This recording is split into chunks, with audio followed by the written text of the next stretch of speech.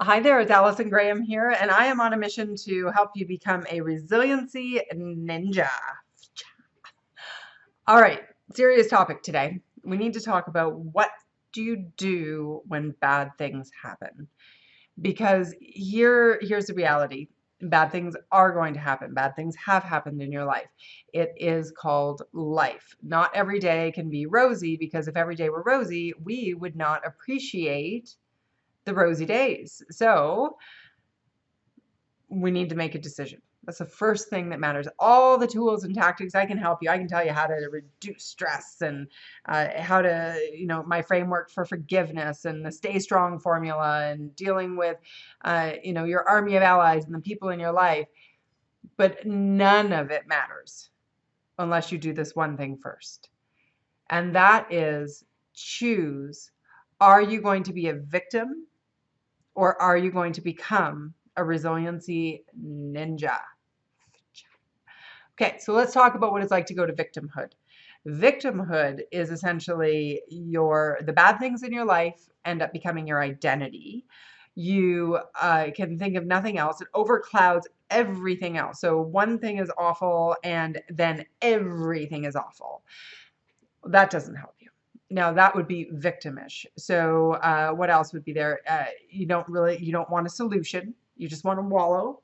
And sometimes, by the way, it's really good to wallow in the depths of despair, because then we can bounce out and we can rebound to joyful on the other end. I'm not talking about that. I'm talking about staying there and not wanting to find a way to go around something, through something, get to the other side of it, or redefine your life.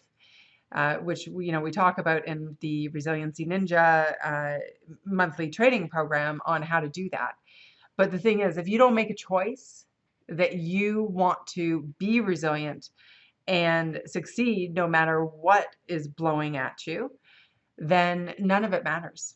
No technique will help you.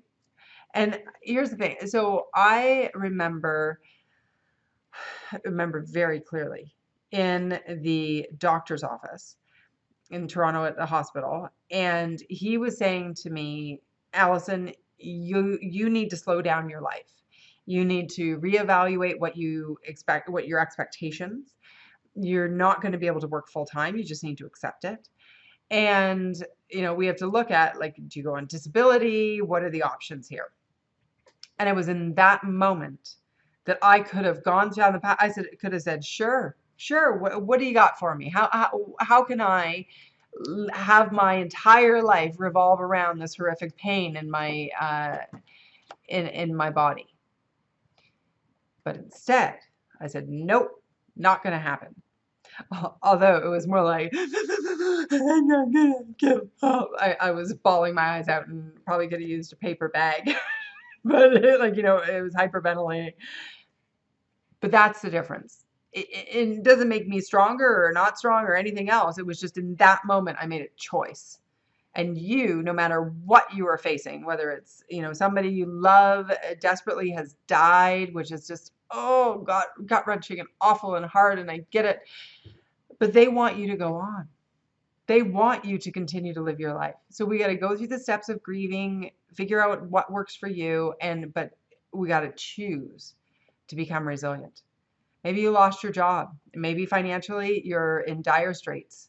I get it. I've been there, and it's awful, and it can consume you if you let it. But you don't need to let it.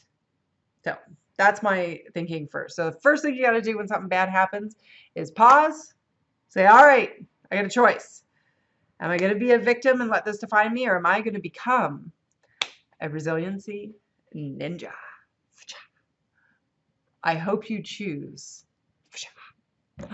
See you in the next video.